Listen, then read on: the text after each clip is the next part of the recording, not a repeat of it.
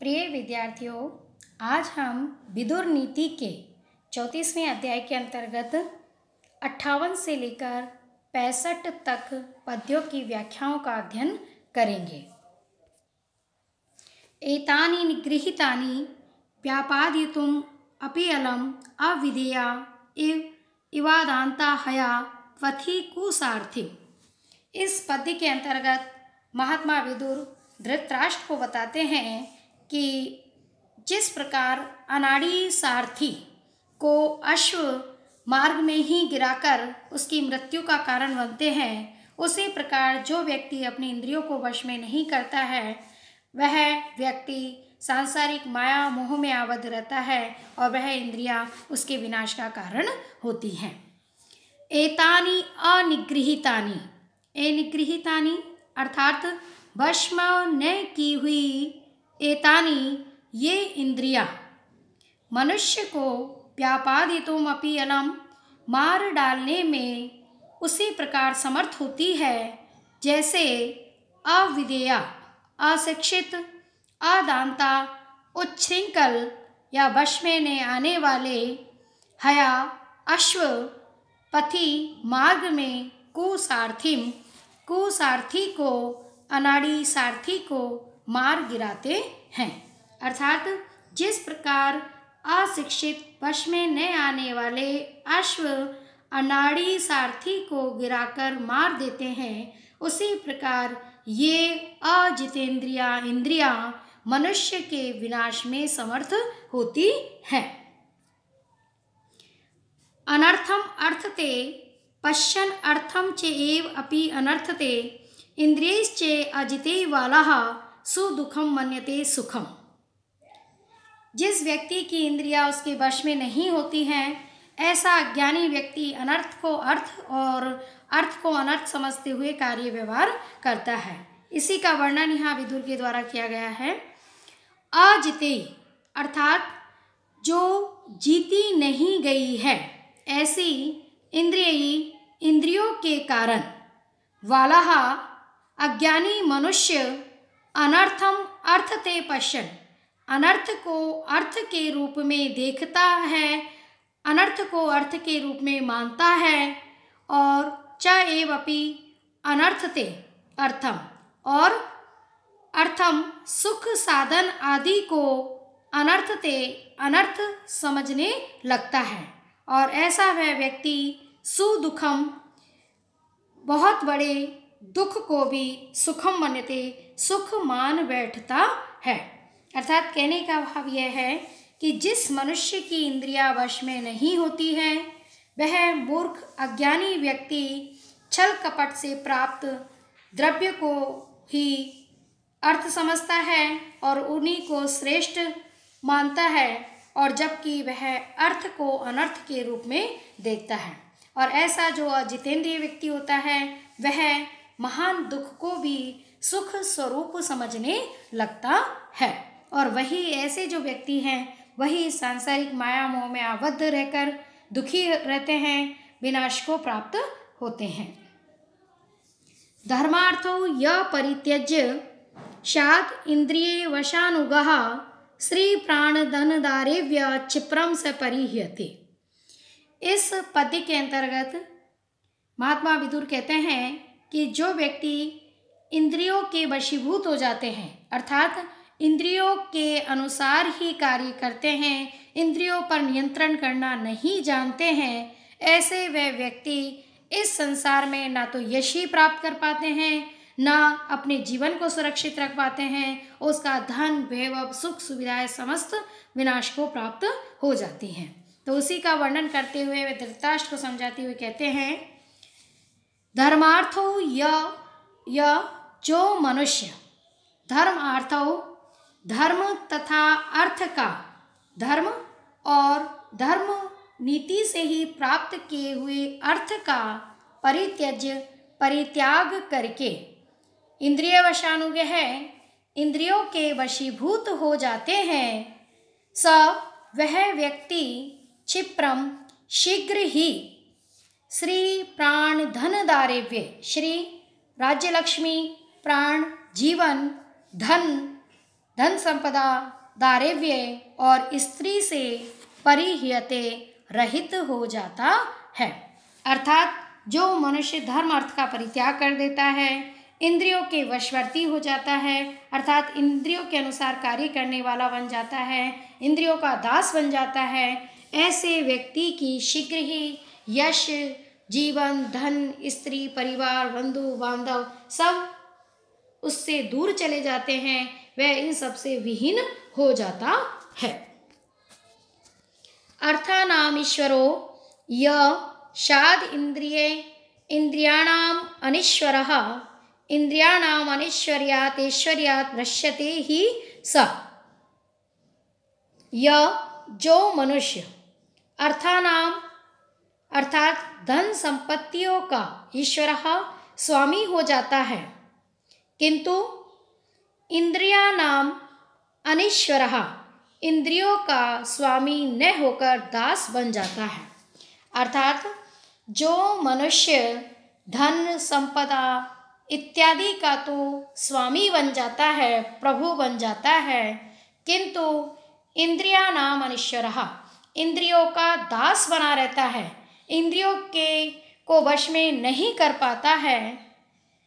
इंद्रियाणाम अनीश्वर्यात् ऐश्वर्यात् भ्रश्यते ही से। वह व्यक्ति इंद्रियाणाम इंद्रियों का अनीश्वर्यात् स्वामी न होने के कारण निश्चय ही ऐश्वर्यात् भ्रश्यते ऐश्वर्य से भी भ्रष्ट हो जाता है। अर्थात कहने का भाव यह है कि जो मनुष्य धन संपदा राज्य लक्ष्मी का स्वामी होकर भी यदि अपनी इंद्रियों को वश में नहीं कर पाता है, इंद्रियों का दास बना रहता है, इंद्रियों के अनुसार व्यवहार करने वाला होता है, ऐसा वह व्यक्ति शीघ्र ही विनाश को प्राप्त हो जाता है। उसका धन वैभव संपदा सब नष्ट हो जाती है, उसकी राज्य लक्ष्मी स्थायित्व को प्राप्त नहीं होती है। आत्मनम अनविच्छेद मनोबुद्धि इंद्रियते आत्मा ही एव आत्मनो बंधुर आत्म एव रिपुर आत्मनः। प्रस्तुत पद्य के अंतर्गत महात्मा विदुर आत्मा ही मनुष्य का बंधु है और आत्मा ही मनुष्य का शत्रु है, इस विषय पर वर्णन करते हुए कहते हैं या समझाते हुए कहते हैं कि व्यक्ति जब अपनी आत्मा को आत्म अवलोकन कर लेता है, अपनी आत्मा को समझ लेता है, तो यह आत्मा उसका बंधु बन जाता है, अन्यथा यही आत्मा उसका शत्रु हो जाता है। इसी का वर्णन करते हुए कहते हैं मनुष्य यतेई वश में किए गए मन बुद्धि इंद्रिय मन बुद्धि और इंद्रियों से आत्मा के द्वारा आत्मानम आत्मा को अनविच्छेद खोजे। अर्थात मन बुद्धि और इंद्रिय के माध्यम से आत्मा के माध्यम से वह आत्मावलोकन करे, आत्मा को पहचानने का प्रयास करे, अपने आप को समझने की कोशिश करे, क्योंकि आत्मा एव आत्मनो बंधु, क्योंकि आत्मा ही आत्मा का बंधु है और यही आत्मना रिपुः, यही आत्मा का शत्रु है। महात्मा विदुर के कहने का भाव यह है कि व्यक्ति को मन बुद्धि और इंद्रिय के माध्यम से आत्म अवलोकन करना चाहिए, आत्म अन्वेषण करना चाहिए, और जो व्यक्ति आत्मा अन्वेषण कर लेता है वह उस व्यक्ति की आत्मा उसका बंधु बन जाती है, अन्यथा यह आत्मा उसकी शत्रु हो जाती है। अर्थात आत्मा ही बंधु है, आत्मा ही शत्रु है। आवश्यकता है अपने आप को पहचानने की, समझने की और जानने की। तो जो व्यक्ति आत्मा अवलोकन कर लेता है यह आत्मा उसकी बंधु बन जाती है, अन्यथा यह उसकी शत्रु हो जाती है। अर्थात कहने का भाव यह है कि जो जितेंद्रिय व्यक्ति संसार के यथार्थ को समझ लेता है उसके लिए ये आत्मा बंधु तुल्य है, और जो नहीं जान पाता है उसके लिए ये शत्रु तुल्य होती है। बंधुर आत्मना मनस्तस्य येनैव आत्मा आत्मना जिते स एव नियतो बंधु स एव नियतो रिपु। अर्थात आत्मा तस्य उस आत्मा ने आत्मा का बंधु है, येन जिसने निश्चय ही आत्मा के द्वारा आत्मा को जीत लिया है।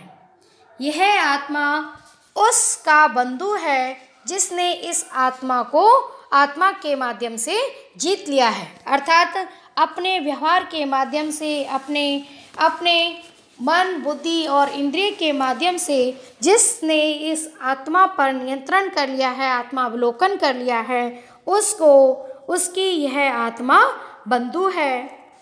क्योंकि स एव वही आत्मा नियता निश्चित रूप से बंधु मित्र है, और स एव वही आत्मा निश्चित रूप से नियतः निश्चित रूप से शत्रु है। अर्थात यह आत्मा बंधु भी है, यही आत्मा शत्रु भी है। जिसने अपनी आत्मा के द्वारा अर्थात अपनी इंद्रियों के माध्यम से आत्मा को जीत लिया है, अपने आप को जीत लिया है, आत्मा अवलोकन कर लिया है, ऐसे उस व्यक्ति के लिए आत्मा बंधु है, मित्र है। और जिसने इसे नहीं जीता उसके लिए ये शत्रु तुल्य है। आगे इसी प्रसंग में और अधिक वर्णन करते हुए विदुर जी कहते हैं कि एक राजा को विवेकी होना चाहिए, जितेंद्रिय होना चाहिए, बुद्धिमान होना चाहिए, और साथ ही अपने अमात्य को समझने वाला होना चाहिए, उसको नियंत्रित करने वाला होना चाहिए, और उसके पश्चात ही वह शत्रु पर विजय प्राप्त कर सकता है। तो इसी संदर्भ में महात्मा विदुर धृतराष्ट्र से कहते हैं, अविजित्य ये आत्मनाम अमात्यान विजिगीष्यते अमित्रान वाजितम अमात्यः शो अवशे परिह्यते। अर्थात यह जो राजा आत्मनम अपने को अविजित्य जीते बिना अमत्यान मंत्रियों को भी जिगीषते जीतना चाहता है, अथवा अजितम अमात्य है मंत्रियों को वश में किए बिना अमित्रान शत्रुओं को जीतना चाहता है, वह अवशे ए जितेंद्रिय राजा परिह्यते पराजित हो जाता है, विनाश को प्राप्त हो जाता है।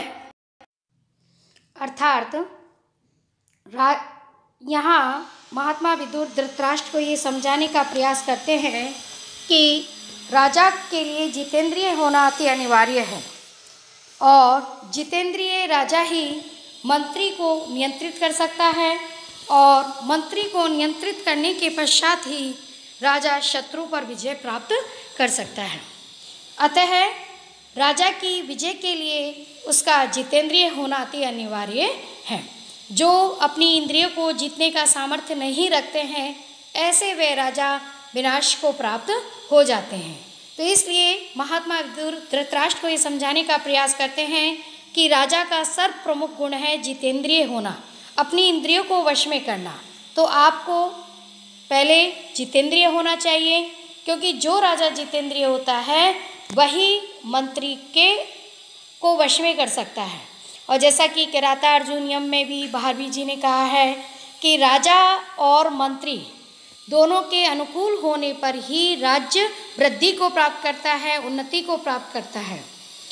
यहाँ भी विदुर यही समझाने का प्रयास करते हैं कि राजा और मंत्री जब दोनों एक हो जाते हैं तो ही शत्रु पर विजय प्राप्त की जा सकती है, और ये तभी संभव है जब राजा सर्वप्रथम अपनी इंद्रियों पर विजय प्राप्त कर ले, और तत्पश्चात वह मंत्रियों को जीतने का प्रयास करें, और उसी के बाद वह शत्रु पर विजय प्राप्त कर सकता है।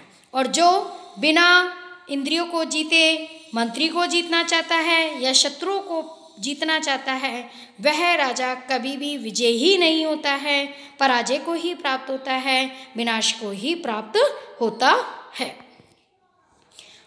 आत्मनम एव प्रथमं द्वेष्य रूपेण यो जयेत ततो अमात्यान् मित्रांश्चे न मोघम विजिगीषते। इस पद्य में इसी प्रसंग को आगे बढ़ाते हुए कि राजा को जितेंद्रिय होना चाहिए और उसके पश्चात ही वह मंत्री और शत्रु को जीत सकता है, उसी को आगे बढ़ाते हुए विदुर जी कहते हैं कि यह जो आत्मनम अपने आप को ही द्वेष्य रूपेण शत्रु रूप से प्रथम सबसे पहले जयेत जीत लेता है, उसके बाद ततः तत्पश्चात अमात्यान मंत्रियों और अमित्रान शत्रुओं को जीतना चाहता है, वह मोघम निष्फल न विजिगीषेत, यानी उसकी यह जीत की इच्छा कभी भी निष्फल नहीं होती है, अर्थात उसे अवश्य ही विजय श्री प्राप्त होती है।